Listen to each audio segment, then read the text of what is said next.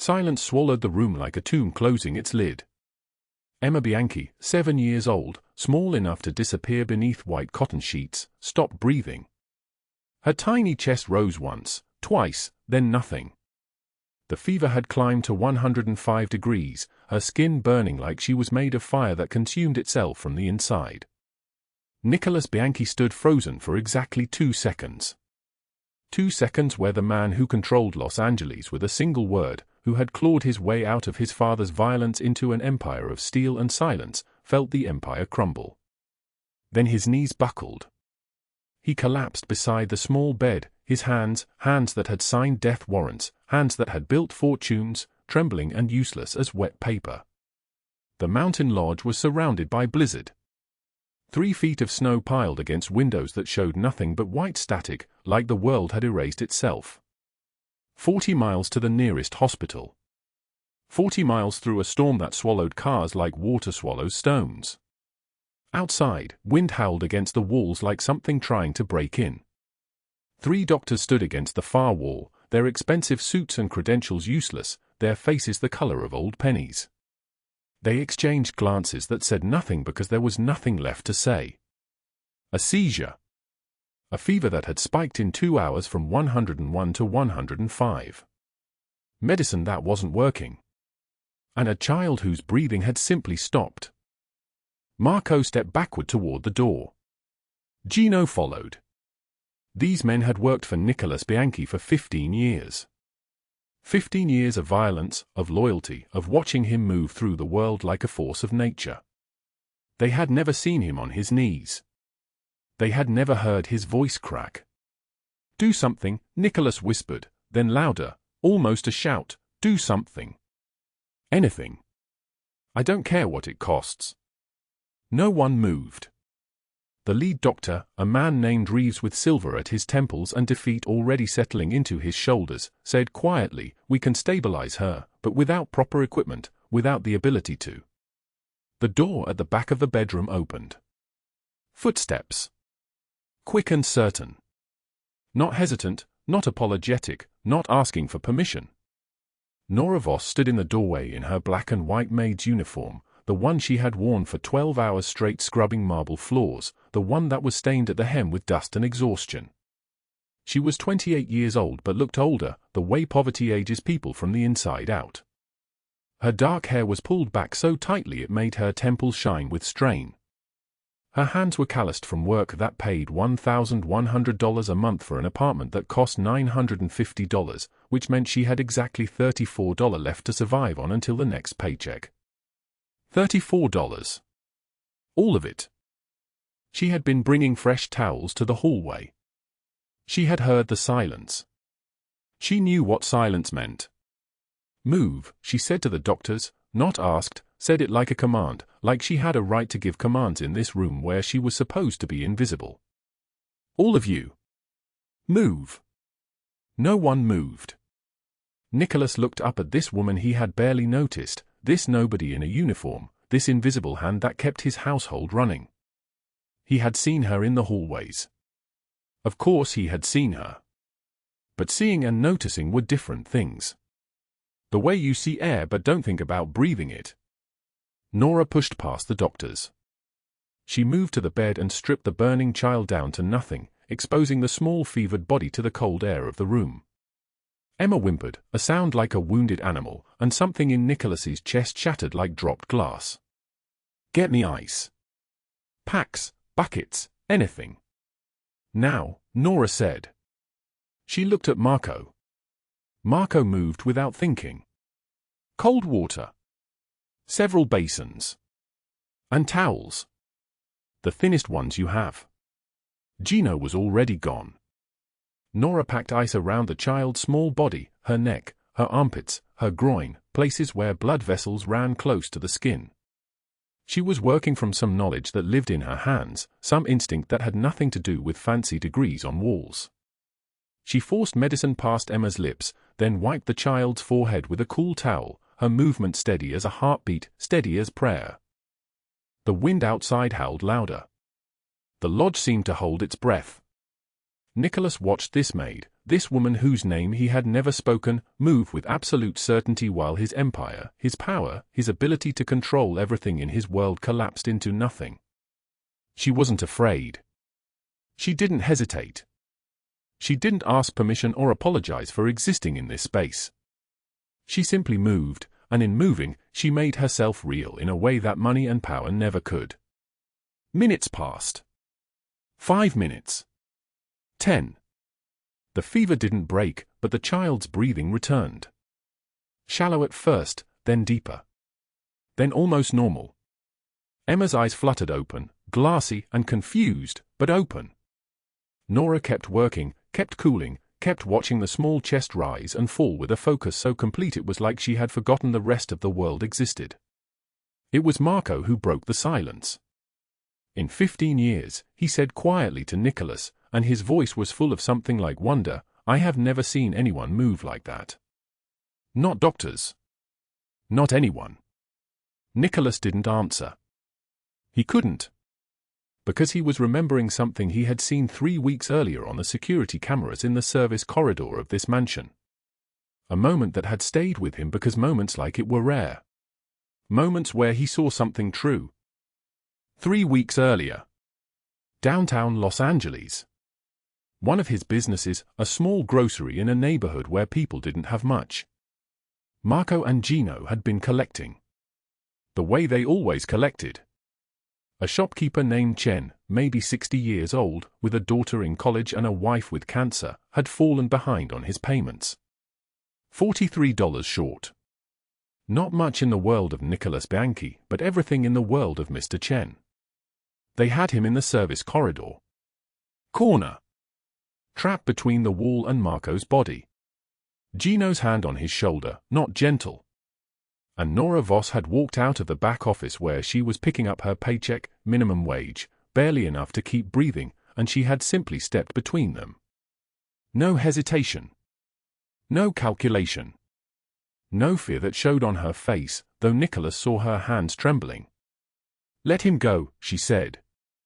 Her voice was quiet, but it carried weight. You have your collection. You have your money. Let this man go home to his family. Marco had laughed. Gino had raised his hand. And Nora Voss had stood there like a blade, thin and sharp and immovable. Nicholas had watched from the security camera in the corner, the feed pipe to his private office, the footage no one was supposed to know about. He had watched this woman, this nobody, this invisible maid, do something his money and power could not manufacture. Actual courage. Actual resistance to the machinery of the world he had built. The footage was still in his private files. He had watched it again. And again. Now, in the lodge, with his daughter breathing again because of this woman's steady hands, Nicholas understood something that had been moving in his chest since that moment in the service corridor. He understood that invisible people saw the world differently. They saw it without the shield of power, without the distance that money creates. They saw it as it actually was. And they were brave in ways he had forgotten how to be. The fever continued to drop. Slowly. 1 degree per hour. By midnight, it had fallen to 102. By 3 in the morning, it was 101, and Emma was sleeping, actually sleeping, her breathing deep and even, her small hand curled around the edge of a blanket. Nora didn't leave the room. She sat in a chair beside the bed and waited, the way people do when they love someone. Nicholas stood in the doorway and watched her watch his daughter. And what he did not know was that this was the beginning of something. That by dawn, when the snow began to clear and the world started moving again, there would be a phone call. There would be a name. Douglas Hale. And everything that followed would pour from that moment like blood from an opened wound. But for now, there was only this, a child breathing. A maid keeping watch. A man seeing, for the first time in years, what actual strength looked like. If this story is hitting you, drop a like right now. Share it with someone you trust. Subscribe so you don't miss what happens next, because what's coming will change everything. The storm is about to get worse before it gets better. Now, let us rewind. Let us go back to the beginning, 3 weeks earlier, to the moment that started it all. 3 months earlier. Los Angeles. The marble floors of the Bianchi mansion stretched like a frozen lake across 2 acres in the hills, and Nora Voss moved through them in silence, her black uniform stained with cleaning solution, white apron torn at the hem, her hands raw from 12 hours of scrubbing that had already begun at 6 in the morning and would not end until 6 at night. 6 days a week. $1,800 a month. All of it gone before it arrived, rent for the studio apartment with the broken heater, the electric bill, the groceries, the money she was supposed to be saving but could not stop spending because there was always another emergency, another hospital bill, another collector's letter that she had stopped opening because she already knew what it said. She had $34 in her pocket. That was all. All she had left until Friday when her paycheck would deposit, and Friday was 4 days away, and she had no idea how she was going to eat. The household staff never learned her name. Nora had been working at the mansion for 8 months and not a single person had called her anything but you or hey or, when they were feeling generous, maid. She preferred it that way. Invisibility was safer than attention. Invisibility meant no questions about the bruises on her wrists from last year, no comments about how thin she had become, no pity in anyone's eyes. She kept her head down. She moved like a ghost through rooms filled with men in expensive suits that cost more than everything she owned, their gold watches catching the light, their voices low and dangerous, discussing things she did not understand and did not want to understand. In her locker in the staff room, wrapped in tissue paper that had yellowed with age, was a photograph of her husband Michael. He had been a construction worker. 2 years ago, he had fallen from a scaffold 40 feet, and he had lived for 3 days in the hospital before the machines could not keep him breathing anymore. The medical bills came in stacks. $85,000. A number so large it stopped being real and became instead a kind of curse that followed her everywhere, a shadow with teeth. 3 days. She had 3 days to pay before the collectors seized everything, her apartment, her car, her ability to keep existing in Los Angeles. She did not know how she was going to do it. She did not know if it was possible. But she also did not have anywhere else to go. Every morning, she arrived at 6 o'clock. The gates opened. The security cameras tracked her as she walked up the gravel driveway, and she knew they were watching, knew that Nicholas Bianchi watched everything that moved inside his walls. She had seen him twice, tall, broad-shouldered, his dark hair silvered at the temples, his eyes the color of a storm before it breaks. He wore shirts so white they looked like ice, and they were always buttoned halfway down his chest, and the staff whispered about him in ways that made Nora's skin feel cold. They said he had murdered people. They said his father had raised him in violence and he had clawed his way out and built an empire on the promise that no one under his protection would ever hurt like he had hurt. They said a lot of things. Nora did not listen. She polished his office while he worked and he never looked up. She emptied his trash and moved like she was not there. That was how she preferred it. The afternoon started like every other afternoon. She was in the kitchen, eating the leftover pasta that the chef had thrown away, standing at the counter because she was not allowed to sit at the table with the other staff. The pasta was cold and the sauce had congealed, but it was food and she was hungry enough that it tasted like mercy. Above her, through the open window, she could hear the sound of footsteps on the marble floor, the muffled voices of men in the hallway. 2 voices. Angry. Rising. She finished the pasta. She washed her bowl. She was drying her hands when she heard it, the sound of someone being shoved against a wall, hard enough that the impact echoed through the house. The voices were coming from the service corridor, the narrow hallway where staff move between wings, where guests were never supposed to go. She stood still and listened. One of the voices was Marco. She recognized it now, tall, scarred across his jaw, his eyes empty of everything except violence. The other was Gino. Both of them worked for Nicholas Bianchi. Both of them had hands that knew how to hurt people. You got 3 days, Marco was saying, and his voice was not raised, but it was worse than if he had been screaming because it was so calm, so certain. Mr. Bianchi was generous with you. 3 days to get his money. There was another sound. Someone gasping. Someone trembling. Nora moved toward the corridor without deciding to move. It was as if her body had made a choice that her mind had not caught up with yet. The corridor was narrow, lit by a single window that looked out onto the garden.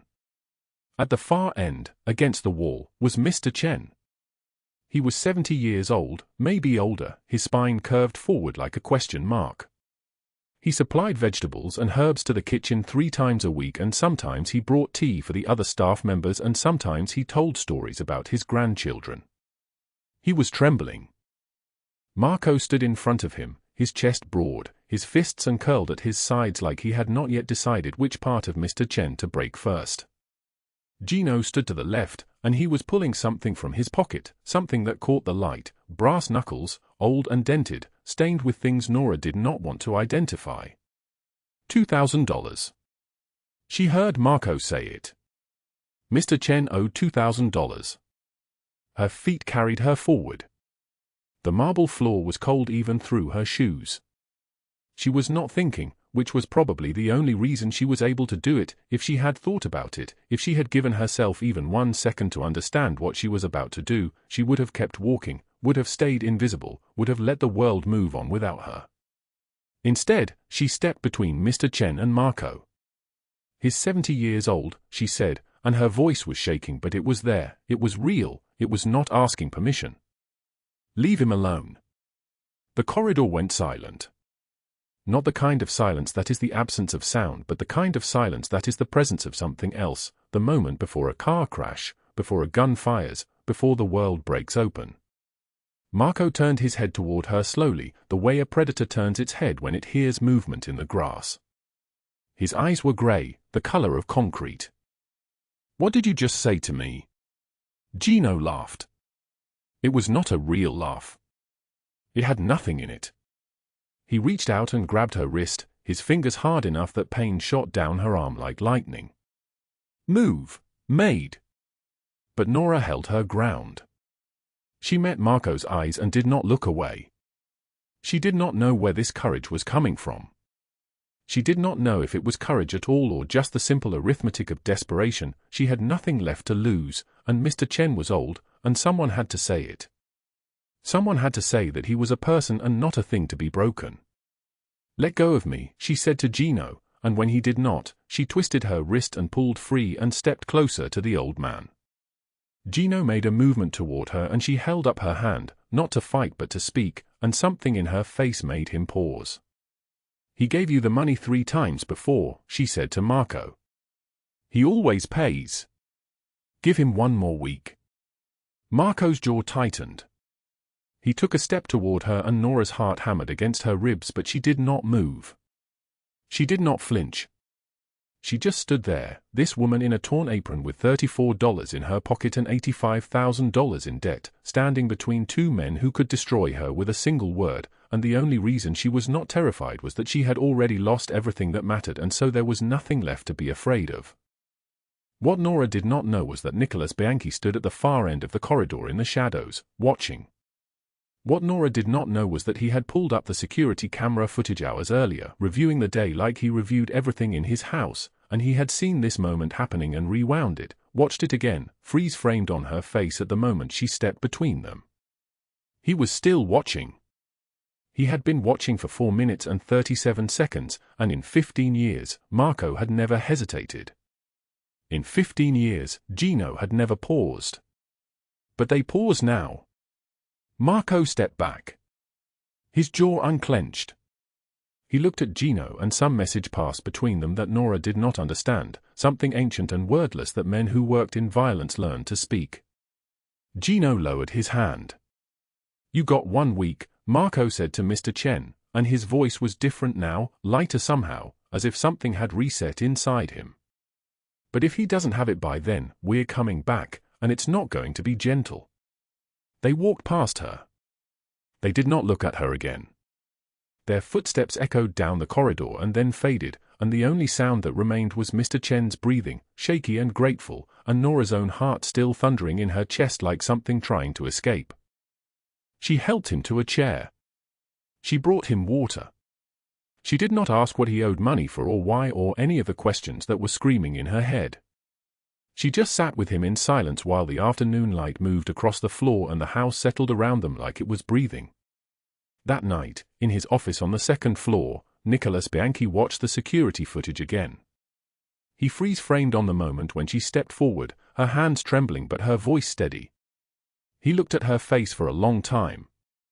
Then he looked at the date stamp on the video. Then he picked up his phone and made a call. "I want everything," he said. "Her name, her address, her financial situation, all of it. I want to know who she is." The person on the other end of the line asked no questions. By the time Nicholas hung up, he already knew what he was going to do. He did not know it yet, but that moment when a nobody maid stood between two dangerous men and said no, that moment had changed the trajectory of everything that was coming. The mansion's south entrance was silent except for the sound of Nora's breathing, shallow and pained, as she tried to push herself upright on the cold stone steps.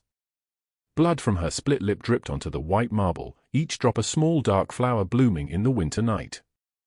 Her left eye was already swelling shut, the flesh turning purple and angry, and her throat bore the shape of Douglas Hale's hands like a map of what he intended to do to her. 15 feet away, the back door of the mansion stood closed and warm and unreachable. She had made it to her knees when she heard the footsteps. Not the casual pace of a household staff member, but measured, deliberate, the sound of someone conducting a perimeter check. Marco rounded the corner at exactly 9:24 p.m., his eye scanning the grounds with the trained awareness of a man who had spent 20 years keeping dangerous things away from his boss's property. What he found instead was danger that had already arrived. His radio was in his hand before Nora could speak. "Boss, you need to come to the south entrance. Now." His voice carried no inflection, but Marco had learned long ago that panic was a luxury the Bianchi organization could not afford. Nicholas arrived in 60 seconds. He was still wearing the charcoal suit he had worn to the meeting downtown, his white shirt unbuttoned at the collar, and for just a moment, one brief, unguarded moment, Marco saw something cross his boss's face that he had never seen before. Not anger. Not calculation. Something deeper and more dangerous. Nicholas knelt beside her. This man who stood in rooms full of dangerous people and made them bend without speaking a single word of command. This man who had clawed his way out of South Central poverty and built an empire on the promise that violence had purpose. He knelt on the cold stone steps beside a maid with a broken face. "Who did this?" His voice was softer than Marco had heard in 15 years. Nora's good eye focused on him with confusion, as if she could not understand why the owner of the mansion was kneeling in the winter cold beside her bleeding body. "Mr. Bianchi, I'm sorry. I'll clean this up." "I'll?" "Who did this?" She tried to shake her head, winced. "It's handled. I'm fine." But she was not fine. Her hands were trembling, and not from the cold. Nicholas lifted her as if she weighed nothing, as if she were made of something fragile that required the gentlest possible care, and he carried her inside the mansion while Marco stood frozen on the steps, his mind struggling to process what he had just witnessed. In 15 years of working for Nicholas Bianchi, Marco had never seen him touch another person with anything resembling tenderness. The study was exactly the temperature it should be, with the fireplace burning and the leather furniture reflecting the amber light. Dr. Reyes arrived in a private car within 20 minutes, crossing the city without traffic because this was Nicholas Bianchi making a call, and when Nicholas made a call about something he considered important, the entire city reorganized itself around that priority. While the doctor worked, cleaning the wounds and assessing the damage, Nicholas sat across from Nora in a chair that cost more than everything she owned. His hands were clasped in front of him, and his jaw was tight in a way that made the scar on his cheekbone stand out in sharp relief. "His name," he said when they were alone again. Nora was silent. "The man who did this. His name." She looked at him with her one good eye, and something in her expression was defiant despite the pain, despite the blood, despite the fact that she was sitting in the study of a man whose name made judges dismiss cases and police officers retire early. "Why do you care?" Her voice was barely a whisper. "I'm nobody. I'm just the maid you don't notice." Nicholas stood and walked to the security monitor on his desk. With 3 quick movements, he pulled up footage from weeks earlier. The service corridor. Marco and Gino approaching Mr. Chen with the casual menace of men collecting debt. And then her, stepping between them with her hands trembling but her voice steady as iron. He turned the screen so she could see. I notice everything. He showed her more. Her on the 3rd floor, helping an injured gardener that the other staff had ignored, wrapping his swollen ankle with the care of someone who understood pain intimately. Her at the back gate, sharing her lunch with a homeless woman who had come asking for work. Her moving through the mansion on 12-hour shifts, her body breaking down but her attention always on other people's comfort. You have more courage than men I pay to be brave, he said. So tell me his name. The resistance in her crumbled like old paper. Douglas Hale. My ex-boyfriend. He won't stop. I filed reports but he has friends in the police department. They don't return my calls. Her voice broke on the last word, and Nicholas saw the exact moment she realized that she was finally, truly safe enough to break. Over the next hour, as Dr. Reyes finished his assessment and left them alone, Nora told him everything. How she met Douglas 3 years ago, charming at first, controlling later. How her husband Michael died from complications after surgery, leaving her with $85,000 in medical debt that collected interest like a living thing, breathing down her neck with 3 days until collections came. How she took the maid job to survive on $1,800 monthly, which meant $34 left this week after rent and food and the medication she needed to keep working. She told him about the restraining order, now expired. About filing police reports that disappeared into silence because Douglas had connections, because money and corruption were the same thing in Los Angeles, because she was nobody and nobody protects nobody. Nicholas listened without interrupting, and when she finished, he told her his story in a voice that was steady but carried the weight of 30 years of secrets. My father was a dock worker in South Central. He came home drunk and used his fists on whatever was closest, and my mother was always closest. He paused, and Nora heard something in the silence, old pain, the kind that never fully healed. When I was 8, he broke her jaw. I heard it crack like greenwood breaking. He told her about running numbers at 12 years old, stealing to buy food, watching his mother flinch every time a door closed. About the moment at 15 when he made an oath, not to God, because God had never shown up in South Central, but to the empty night itself, no one under his protection would suffer as he had suffered. I built everything on that promise, Nicholas said. Every empire has a purpose, or it's just violence dressed up in expensive suits. My purpose is simple. People who belong to me don't break. They don't starve. They don't bleed on cold steps in the dark. He looked at her directly, and his eyes held something that made her breath catch. You're under my protection now. Nora's laugh was bitter and broken. Why would you help me? I'm nobody. You're the woman who stood between my men and an old man. You're the woman who keeps working when her body breaks. You're not nobody. The next morning, despite Nicholas's insistence that she rest, Nora returned to her duties. The mansion required cleaning, the routines had to continue, and she had spent enough time in poverty to understand that survival meant showing up even when your body was screaming. It was in the main foyer where she encountered Rachel Dawson. The socialite was standing near the marble staircase in designer clothes that fit her like they had been painted on, blonde and beautiful and precisely calibrated to make other women feel small. She had been visiting the mansion 3 times a week for the past month, had made her interest in Nicholas obvious in the way wealthy women did, through casual touches and invitations to galas and that particular kind of attention that assumed everything it desired would eventually be granted. Rachel's eyes moved across Nora's bruised face with something that looked like disgust. What happened to you? You look like you got hit by a truck. Maybe stay in the back where guests don't have to see you. Her voice was loud enough for the other household staff to hear, loud enough to make sure everyone understood that she found Nora's existence offensive. Nora kept her head down, kept moving toward the staircase she needed to clean. Rachel followed, her heels clicking against the marble with a sound like teeth snapping. Does Nicholas know you're scaring people with that face? Maybe you should take a few days off. Permanently. The cruelty was casual, practiced, the way it always was from people who had never experienced a day of real consequence in their lives. Nora said nothing. She had learned that silence was its own kind of power. But what Nora did not know was that Rachel had seen Nicholas carrying her inside the previous night.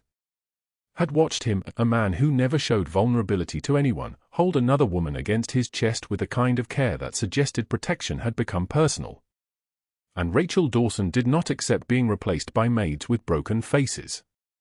3 blocks away, across the city in a car parked with a view of the mansion's service entrance, Douglas Hale was making his own calculations. He had bribed a security guard for her new address. He had watched the perimeter, learned the schedules, understood the patterns. He knew she worked inside those walls, and he also knew that eventually she would have to leave. The winter wind moved through Los Angeles like a blade wrapped in ice, and somewhere in the mansion, in the kitchen during her break, Nora sat with a cup of coffee that had gone cold while she tried to gather the strength to keep moving. Emma found her there, the 7-year-old appearing in the doorway like she had materialized from the air itself, her dark curls catching the afternoon light. The child had her father's eyes, that same penetrating awareness, and she watched Nora work with open curiosity. "Does your face hurt?" Emma asked, settling onto the stool across from her with the casual confidence of a child who had never been told she did not belong anywhere. "A little," Nora admitted. "My dad says you're brave. He never says that about anyone." The statement was simple, stated as fact, and it cracked something inside Nora's chest that had been holding together by habit and necessity. They talked for 20 minutes. Emma told her about school, about her drawings, about how her mother had died 3 years ago, and sometimes she forgot what her voice sounded like. Nora showed her the photograph she carried, the only photograph she had left of Michael, taken 3 days before the surgery that would kill him, his smile still believing that everything would be fine. "I'm glad you're here," Emma said suddenly, and wrapped her small arms around Nora's neck. Nicholas found them 40 minutes later. His daughter asleep against Nora's shoulder, her head resting on the maid's chest, one small hand tangled in Nora's hair. And for just a moment, standing in the kitchen doorway, Nicholas Bianchi looked at the woman holding his child and the daughter who had lost so much, and something shifted behind his eyes. But what he did not know was that Douglas Hale had just confirmed her schedule with the same security guard. What he did not know was that Rachel Dawson had already begun making phone calls, her voice sweet as poison, preparing to erase the maid from Nicholas's life through public humiliation. What he did not know was that the storm was coming, and it would move faster than any of them could possibly prepare for. The fever came like a thief in the night. Emma collapsed at 11:11 p.m. on the second night of the blizzard, her small body rigid against the white cotton sheets, her skin burning hot enough to blister. Nicholas had been reading to her, a story about a girl who found magic in a snow globe, when her eyes went wide and unfocused, pupils dilating, her voice becoming a sound that wasn't quite a scream and wasn't quite a whimper. The thermometer read 105.2 degrees. The 3 doctors Nicholas had brought to the mountain lodge moved into the room with practiced efficiency that lasted exactly 45 seconds before that efficiency shattered into panic. They took her temperature again. 105.4. They called for cooling blankets, for ice packs, for medications that cost more than Nora's entire monthly rent. The youngest doctor, a man barely 40 with trembling hands, kept saying the same words over and over, "I don't know what this is. I don't know what this is." Nicholas stood in the corner, his cashmere coat discarded, his white shirt unbuttoned to his chest, and he was still. Completely motionless. His jaw clenched so tight the scar running from his left eye to his cheekbone pulled white. This was a man who had built an empire by moving fast, by making decisions in seconds that altered lives, but Emma was his daughter, and Emma was burning, and no amount of money or power could cool her fever or still her convulsions. Marco and Gino stood in the doorway like stone statues, knowing that this was a battle their boss could not fight with guns or connections or the weight of his name. "Get her fever down," Nicholas said, his voice so low it barely disturbed the silence. "Now." They packed ice around her small body. Ice melted. The fever stayed at 105. They gave her medication. Her lips turned pale. The eldest doctor, the one with silver hair and 40 years of experience, looked at Nicholas and said nothing, which was worse than any words could have been. Nora was 3 rooms away, sitting by a window and watching snow fall in sheets so thick you couldn't see more than a few feet into the darkness. She had been awake, unable to sleep, replaying the moment in the kitchen when Emma had wrapped her arms around her neck and said, "I'm glad you're here," and something in her chest had come alive that she thought had died the day Michael walked into the hospital for surgery he didn't survive. Her hands were shaking. The wind was howling like something being tortured.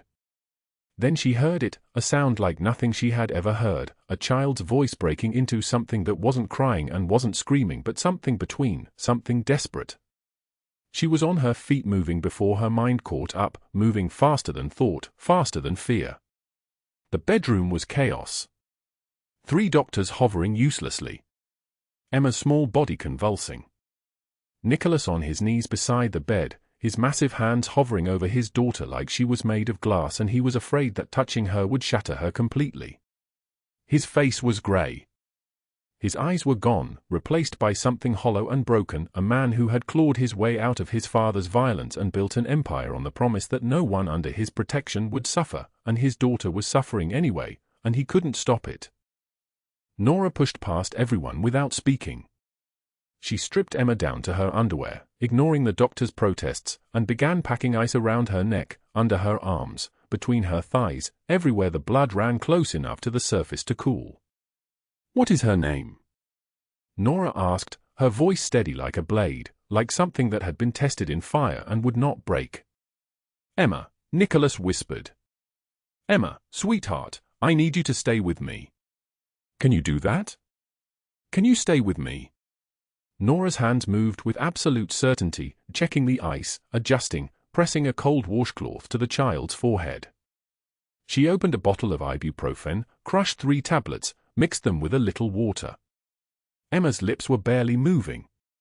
Nora forced the mixture past them with a gentleness that made Nicholas watch her like she was the only thing keeping the world from collapsing. "You're okay, Emma. Your body is just fighting something very hard right now. We're going to help it win." The eldest doctor started to say something. Nora held up one hand without looking away from Emma's face. "Sit down. Shut up. Let me work." She worked through the night while Nicholas watched. She changed the ice every 15 minutes when it melted. She kept checking Emma's breathing, keeping track of her pulse, talking to her in a low voice about nothing at all, about colors and drawings, about the stories her father read, about how brave she was, how strong, how loved. She worked like someone who had done this before, like someone who had sat with dying children and learned everything there was to know about fighting fevers and time running backwards. At 4:33 a.m., Emma's breathing changed. Her body stopped convulsing. The fever that had climbed to 105.8 at its worst began to fall, 105.4, 105.1, 104.7, falling like rain, falling like mercy. By 6:15 a.m., when the sun hadn't risen yet but the sky was starting to remember what light looked like, Emma's fever read 101.2 and she was sleeping peacefully, her small hand wrapped around Nora's index finger, her breathing even and deep. Nora collapsed into a chair beside the bed, her exhaustion so complete it felt like drowning in slow motion. Her hands were shaking now that she had stopped moving, now that the adrenaline was leaving her body, now that she had time to realize what would have happened if she hadn't heard that sound, if she hadn't moved as fast as thought, if she had been asleep instead of awake and watching the snow. Nicholas stared at her with something that wasn't gratitude, something deeper and more terrible. She had saved his daughter. She had done what 3 doctors couldn't do, what all his money and power and connections couldn't do. She had done it with nothing but steady hands and knowledge that came from somewhere he couldn't see. "Thank you," he said, and the words were barely audible, like breathing. "Thank you." Nora didn't answer. She was watching Emma sleep, watching this child who had lost her mother 3 years ago and would have lost everything else too if the fever had climbed 1 more degree, 1 more second, if Nora had hesitated for even a moment. She reached up and pushed Emma's hair back from her forehead with a tenderness that made Nicholas see her differently, not as a maid, not as someone invisible, but as someone who knew what it meant to love a child and fear losing them, someone who had lived through that nightmare and survived it anyway. The storm raged outside, snow piling against the windows, wind screaming through the trees like something alive and hungry. But inside the lodge, in that room, there was warmth and light and a child breathing steadily, and a man on his knees, and a woman who had just proven that the most powerful thing in the world isn't money or guns or fear. It's the kind of love that moves without hesitation, that saves what matters most, that refuses to let darkness win. 3 blocks away in Los Angeles, Douglas Hale sat in his car in the freezing rain, his hands shaking on the steering wheel, his breath fogging the windshield. The rain hammered against the roof like fists, relentless, cold, soaking through his jacket and into his bones. He had circled Nora's apartment building 6 times. Found it empty. Found no trace of her. His phone buzzed constantly with notifications from job sites that had fired him, from friends who had blocked him, from a life that was collapsing around him because of one woman, one invisible maid, one person he couldn't let go of. He pulled up her photo on his phone. Looked at her face. Felt the obsession surge back like infection, like a poison that was killing him from the inside out, but he couldn't stop drinking it. He picked up his phone and started calling every corrupt cop contact he had left. "Find her," he said to each one. "Find Nora Voss. I'll pay whatever you want." But what Douglas didn't know, what he had no way of knowing as he sat shaking in his car, rain drumming against metal and glass, was that Nicholas Bianchi had made a phone call from the mountain lodge at 3:17 a.m., exactly 2 minutes after Emma's fever broke. What Douglas didn't know was that 12 men in black tactical gear were already moving through Los Angeles like shadows, like ghosts, like a judgment that had already been decided. At 2:06 a.m., they came. 6 months later, the frost had melted from the Los Angeles grounds, but something colder had settled permanently into the past. Nora Voss no longer wore black. The maid's uniform had been folded away like a burial shroud for a woman who no longer existed. Instead, she moved through Nicholas Bianchi's mansion in tailored grey slacks and cream-colored blouses, her hair pulled back with intention rather than necessity, her hands no longer raw from bleach and scrubbing but smooth, moisturized, belonging to someone who had time to care for herself. The $85,000 debt, the foreclosure notice that had kept her awake for 340 nights, the hospital bills that had multiplied like a cancer through her life, was gone. Nicholas had paid it without asking permission. She had protested. She had raged. She had thrown the cancelled mortgage papers at his chest and told him she was not a charity case, not a project, not some broken thing to be fixed by a man with more money than countries. He had listened. Then he had smiled and said, "The debt is paid. Now you can choose what comes next." What came next was her standing in his office during meetings, her opinion valued, her voice steady as she discussed logistics with men who had once tried to intimidate her into silence. Marco and Gino exchanged glances across the mahogany table. They had worked for Nicholas Bianchi for 15 years. They had never seen him like this, leaning back in his chair, listening to her speak about supply chain management with the intensity of a man hearing scripture. When she finished, he nodded slowly. "You're right. We shift the distribution to the Eastern Corridor." Marco withdrew quietly, but in his heart, he understood that something fundamental had shifted. The boss did not take suggestions from employees. He took them from her. Emma found her first, always. The 7-year-old would bound down the hallway after school, her uniform wrinkled, her hair coming loose from its braids, and she would crash into Nora's arms like a small storm seeking shelter. Nora would lift her, spin her, set her down on the kitchen counter while she made hot chocolate with actual milk instead of water, the way Emma preferred. They would sit together, homework spread between them, and Nora would help with mathematics while Emma chatted about her day, a girl in her class who said mean things, a teacher who smiled at her during math, the color blue because it was the color of safe places. "Aunt Nora," Emma said one afternoon, chocolate mustache dark against her skin, "will you come to my school play?" "Daddy never comes to things." Nora's hand stilled on the mug. "What does your daddy do?" Emma considered this with the seriousness of a child attempting to explain an alien concept. "He protects people. But I think maybe he forgot that I need protecting too." That night, Nora found Nicholas in his study. The security screens glowed blue in the darkness, each one showing a different angle of the mansion, the grounds, the city beyond. He was watching footage from the front gate. She did not speak. She simply walked to his desk and placed a printed school calendar on top of the papers he had been reviewing. Her finger pointed to the date.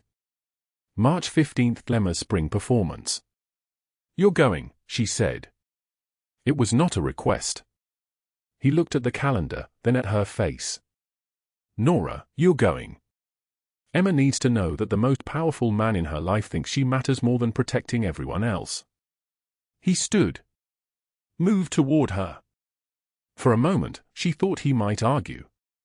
Instead, he took the calendar and placed it on his desk where it would be impossible to miss. "I'll rearrange my schedule," he said quietly. What he meant was, "You just taught me something I should have learned years ago." The coffee was her favorite, a specific blend from a roastery in Silver Lake that she had mentioned once, offhandedly, 3 months ago. Every morning, it waited on the kitchen counter in a porcelain cup the color of cream, steam rising in delicate spirals. She never asked who ordered it. She simply smiled. He simply watched her smile, which had become his favorite thing. The notes appeared in his calendar. Small observations written in her careful handwriting. Monday, Marco is terrified of spreadsheets but too proud to ask for help. Train him gently. Wednesday, Emma asks about her mother constantly but stops when you enter the room. She is trying to protect your feelings. Perhaps she needs protecting too. Friday, you smile today. Once. Barely. But I saw it. The world shifted slightly. He would read these notes and feel something crack open in his chest, something that had been calcified and useless for decades.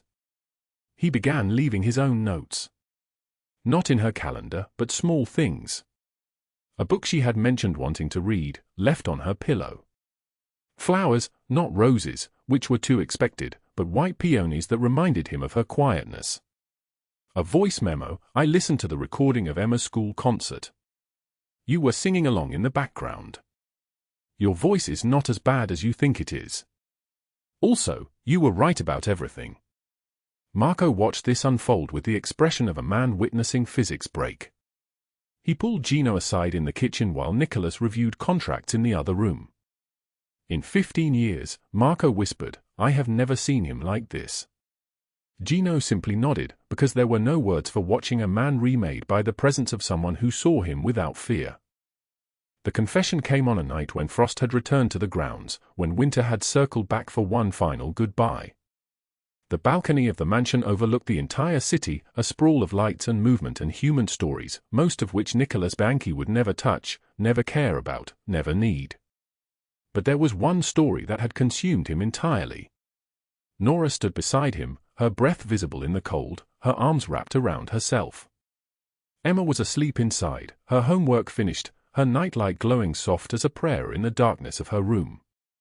The silence between Nora and Nicholas was not empty. It was full of 6 months of waiting, of hands that almost touched over documents, of eyes meeting across rooms, of the mutual recognition that something was building that neither of them could stop, and neither of them wanted to stop. "When I watched you on those security cameras," he said finally, his voice deep and solid like an oath, "standing up to my men with nothing but your voice and your conviction, I saw something I had forgotten existed." He turned to look at her.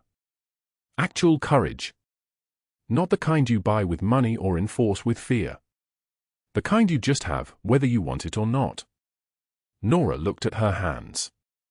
They were shaking slightly. "I was terrified," she whispered. "I know." He reached for her hand. That's what made it courage. His palm was warm despite the cold.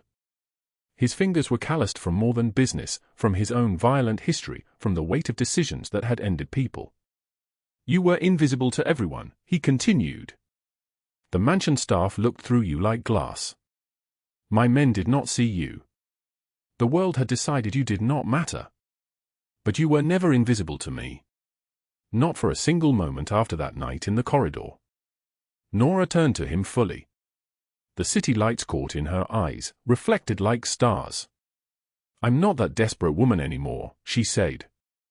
The one counting pennies and wondering if she could make rent. "I rebuilt my life.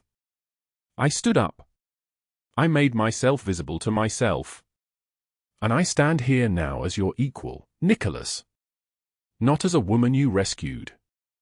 As a woman who chose to stay." "I know," he said. "That's why I can finally say this without it being a transaction, without it being power, without it being anything except the absolute truth. I love you, Nora Voss. I love the way you stand. I love the way you move through this house like you own it because you do. I love the way Emma lights up when she sees you. I love that you corrected me about the Eastern Corridor distribution. I love that you left me a note saying my smile was barely visible but you saw it anyway. I love you." The confession was quiet, certain, the kind of thing that cannot be unsaid. Nora's response was equally quiet, "I love you too." The kiss was slow and inevitable, months of tension releasing like a breath held too long. When they pulled apart, frost had gathered in her hair like diamonds. She whispered, "What you did to Douglas. What you did to Rachel. The way they were destroyed, systematically, publicly, permanently, it should terrify me." "Does it?" His hands were still on her face. "No. Because I know why you did it. I know who you are. I know the boy who survived his father's fists and swore to protect others. I know the man who built an empire so that people under his protection would never suffer as he did. I see you, Nicholas. And what I see is worth everything." Marco stood in the corridor, having come to report on business matters, and froze when he saw them on the balcony through the glass doors. He backed away silently. Some moments were not meant for interruption. In his heart, he understood that the boss's entire world had just been remade. The transformation was not about money. Nora had refused most of what Nicholas offered. The transformation was about standing.